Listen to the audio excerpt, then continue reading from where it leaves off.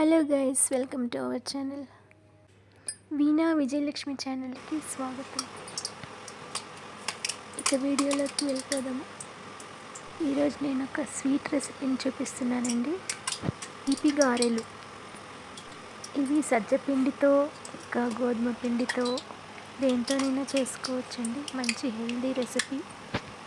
ఈ రెసిపీని నేను దేంతో చేశానో ఎలా చేశానో తెలుసుకోబోయే ముందు ఒక లైక్ అయితే ఇచ్చుకోండి ఫ్రెండ్స్. అండ్ అలాగే సబ్స్క్రైబ్ చేయండి. Like and share, subscribe please, comment please.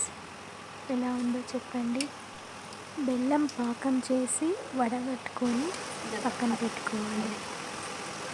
పిండిలో పాకం వేస్తూ చపాతీ పిండిలా ఒత్తుకోవాలి.